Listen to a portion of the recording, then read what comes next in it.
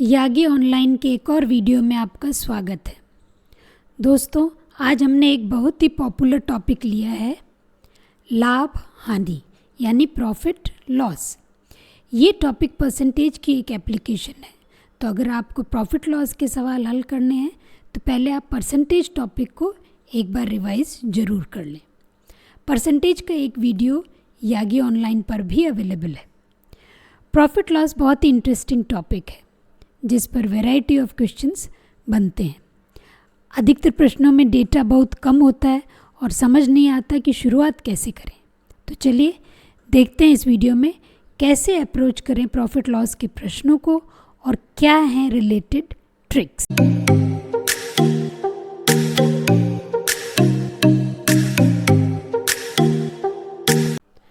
सबसे पहले हम टॉपिक की बेसिक टर्मिनोलॉजी देख लेते हैं। तो देखिए, जिस मूल्य पर कोई वस्तु खरीदी जाती है वह उसका क्रय मूल्य या कॉस्ट प्राइस कहलाता है। किसी मूल्य पर वस्तु खरीदी और फिर उसको बेच दी, तो ये जो जिस मूल्य पर खरीदी गई है उसको हम कॉस्ट प्राइस कह रहे हैं, क्रय मूल्य कह रहे हैं। क्रय मूल्य, कॉस्ट प्राइस, जिसको शॉर्ट फॉर्म में सीपी लिखा जाता है। इसके बाद इसको किसी मूल्य पे बेच दिया जाता है। तो जिस मूल्य पे बेचा जाता है वह उसका विक्रय मूल्य या सेलिंग प्राइस कहलाता है, जिसको हम शॉर्ट फॉर्म में सीपी लिखते हैं। तो अब 100 रुपये में खरीदी और 120 रुपये में बेच दी। 100 रुपये में खरीदी और 90 रुपये में बेचना पड़ा। तो अब आप अगर दोनों चीज़ों को देखेंगे तो आप देखेंगे ये यहाँ क्या हुआ है, साफ पता चल रहा है यहाँ लाभ हुआ है। लाभ हुआ है क्योंकि आप देखिए एसपी जो है वो सीपी से ज़्यादा है। यानी लाभ कब होगा? लाभ तब होगा जब एसपी सीपी से ज़्यादा होगा। और लाभ की मात्रा भी हम निकाल सकते हैं। यहाँ कैसे निकालेंगे? 120 माइनस 100। सो लाभ जो है वो है एसपी माइनस सीपी। इसके बाद यहाँ दूसरे केस में हो रही है हानि। हानि क्यों हो रही है भाई? क्योंकि जो एसपी है वो सीपी से कम है। तो हानि कब होगी? हानि या लॉस तब होगा जब एसपी सीपी से कम होगा। और हानि कितनी होगी? हानि होगी सीपी माइनस एसपी। जो बड़ा है उसमें से छोटे को माइनस करना है। देखिए, लाभ, हानि, प्रॉफिट लॉस में जो माइनस साइन वाली चीज़ें हैं वो चीज़ें यहाँ काम नहीं करेंगी। यहाँ हमें सारी वैल्यूज़ को प्लस में ही लेना पड़ेगा। यानी आप जब माइनस कर रहे हैं तो देखें कि ये अगर हमें डेटा गिवन है तो हम उसको प्लस में लेंगे। तो इसलिए ये याद रखिए कि लाभ का जो फॉर्मूला है वो एसपी माइनस सीपी है और हानि का फॉर्मूला एसपी माइनस सीपी नहीं है, सीपी माइनस एसपी है। तो इस प्रकार ये चीज़ें आपको ध्यान रखनी होंगी। इन्हीं से रिलेटेड दो चीज़ें और हम ध्यान रखें जब प्रश्नों को करें। नुकसान या लाभ की गणना हमेशा सीपी पर की जाती है। कॉस्ट प्राइस कितने में खरीदा उसके हिसाब से। तो वो देखिए कहाँ काम आता है, वो जब हम परसेंटेज निकालते हैं, जब हमें निकालना हो कि लाभ प्रतिशत कितना है। तो ये जो बात बोली जा रही है ये यहाँ बोल रही है कि किसके रेस्पेक्ट में हम इसको प्रतिशत को निकालेंगे। बेस वैल्यू हमारी क्या होगी? तो बेस वैल्यू हमारी हमेशा कॉस्ट प्राइस होगी। ऐसे ही देखिए, जब हानि निकालेंगे, हानि प्रतिशत, तो हानि अपॉन सीपी। एसपी नहीं आएगा कभी भी यहाँ कभी भी एसपी कभी नहीं आएगा। दोनों ही केसेस में एसपी कभी नहीं आएगा, हमेशा सीपी ही रहेगा। सीपी पे हम इसको करते हैं। दूसरी चीज़ हम यहाँ ये देख सकते हैं, यदि कोई मूल्य नहीं दिया जाता है, जनरली आप देखेंगे प्रॉफिट लॉस के जो क्वेश्चन हैं उनमें कई बार डेटा कुछ भी नहीं दिया होता है, बहुत कम। तो फिर हम उसको स्टार्ट कैसे करें? तो हम उस केस में सीपी जो है वो 1 रुपया मान लेते हैं प्रति आर्टिकल। जो भी वस्तु है उसका प्रति वस्तु उसकी सीपी हम 1 रुपया या हम एक्स मान के फिर आगे बढ़ना चालू कर देते हैं। इसको प्रश्न को स्टेप बाय स्टेप बढ़ते हुए हम आगे फिर चलते हैं।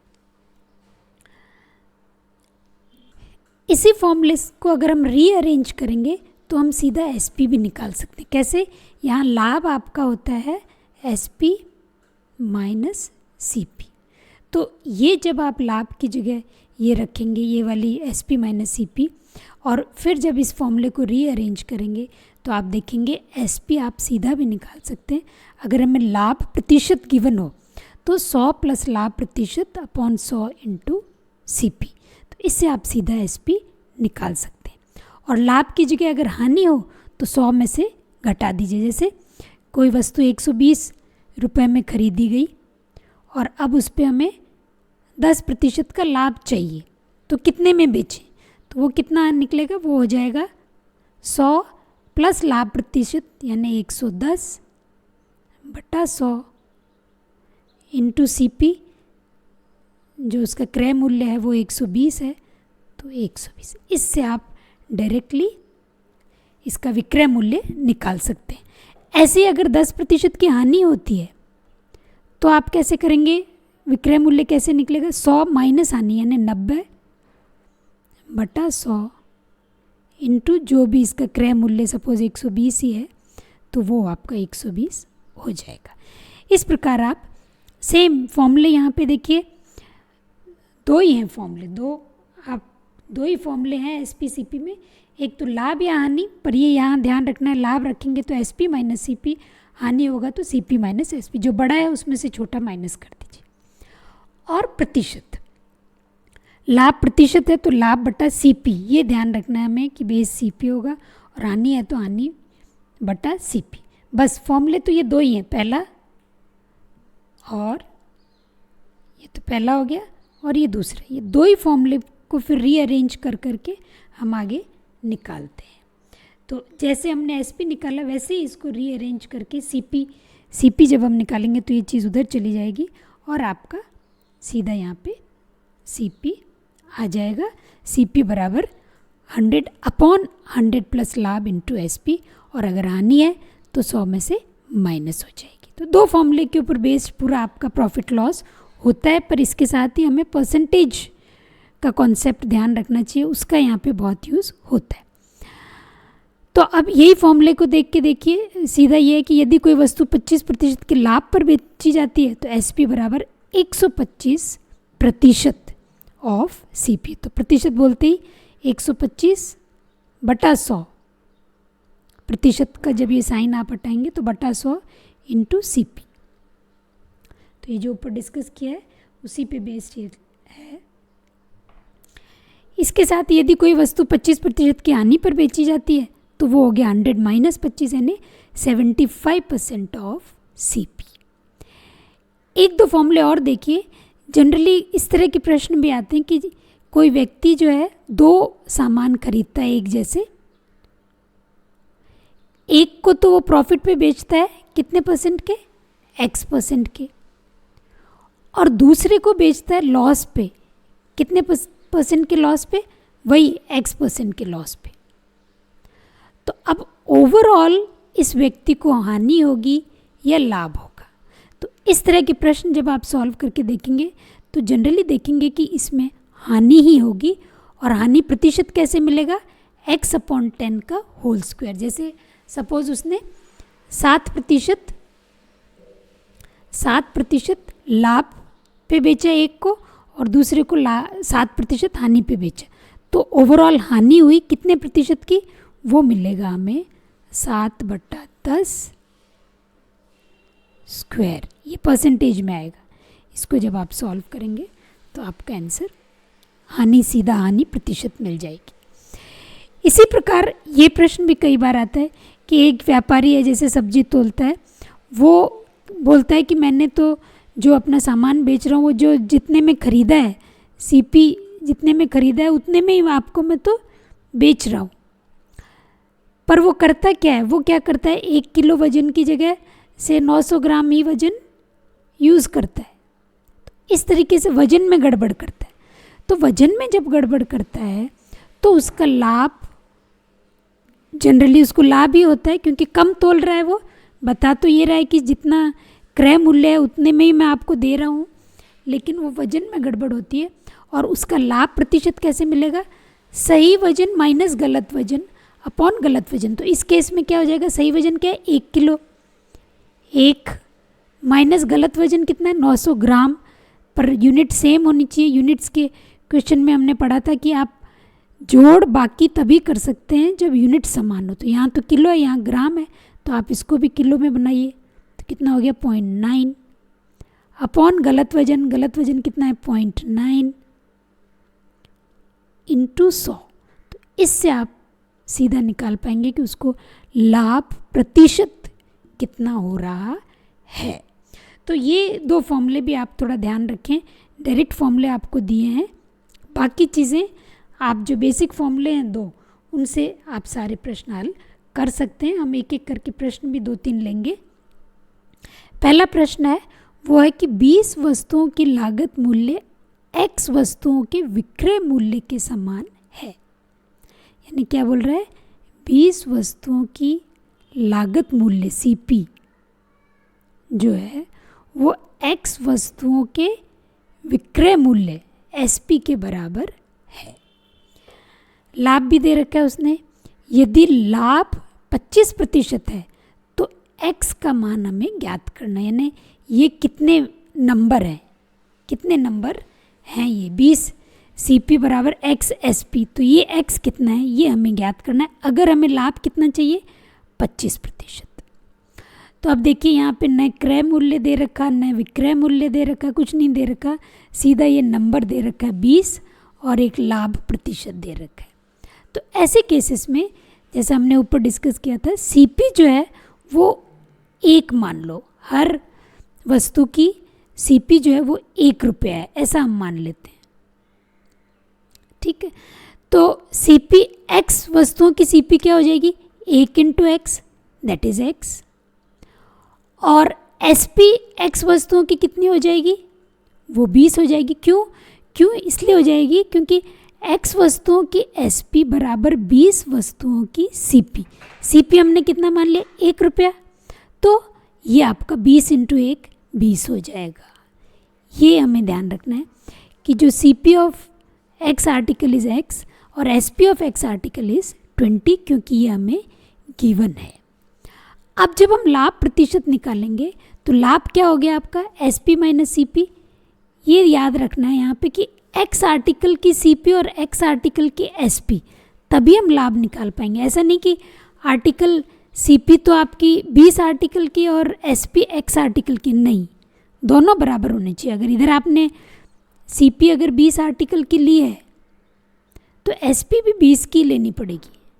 CP अगर आपने x आर्टिकल की ली है तो SP भी x आर्टिकल की ही लेनी पड़ेगी। ये चीज़ यहाँ पे ये कन्फ्यूजिंग बच्चों को होता है कि ये कन्फ्यूजिंग पॉइंट यहाँ पे आता है, तो हमें ये ध्यान रखना है CP ऑफ x आर्टिकल लेनी पड़ेगी। तो अब प्रॉफिट क्या हो गया आपका 20 SP है, x आपका CP है, प्रॉफिट परसेंट कितना हो गया 20 माइनस x अपॉन हमेशा CP के ऊपर परसेंटेज प्रॉफिट परसेंट निकालता है इंटू 100 इज इक्वल टू 25 हमें गिवन है। जब इसको आप सॉल्व करेंगे तो आप देखेंगे कि x बराबर 16 आर्टिकल आपका आ जाएगा। तो यहाँ हमने क्या ध्यान रखा, देखिए एक तो हमने ये एज्यूम किया कि हर आर्टिकल की हर वस्तु की CP जो है वो 1 रुपया है, यहाँ से हमने चालू किया। और फिर दूसरी चीज़ यहाँ ध्यान रखनी है कि CP अगर SP, क्योंकि देखिए SP x आर्टिकल्स की गिवन है तो CP भी आपको x आर्टिकल की ही लेनी पड़ेगी। फिर आप प्रॉफिट या लॉस जो भी आप निकालना चाहते हैं वो आप निकाल सकते हैं। एक और प्रॉब्लम लेते हैं। अगर बिक्री मूल्य दुगना हो जाता है तो लाभ 3 गुना हो जाता है। यानी बिक्री मूल्य SP जो है वो हमने डबल कर दिया, 2 टाइम्स कर दिया पुराने वाले SP के, तो लाभ जो भी हमारा हो रहा था वो 3 गुना, जो पुराना लाभ था वो 3 गुना हो जाता है। तो लाभ का हमें प्रतिशत निकालना है, जो प्रेजेंट में कितना लाभ हो रहा है वो हमें निकालना है। अगर डबल कर देते हैं तो 3 गुना हो जाता है, ऐसा उन्होंने गिवन। तो देखिए इसमें भी कुछ नहीं गिवन है, तो हम क्या कर रहे हैं यहाँ पे, हम मान रहे हैं शुरुआत हमें करने के लिए CP को जो क्रय मूल्य है उसको हमने ₹x मान लिया और विक्रय मूल्य को हमने y मान लिया।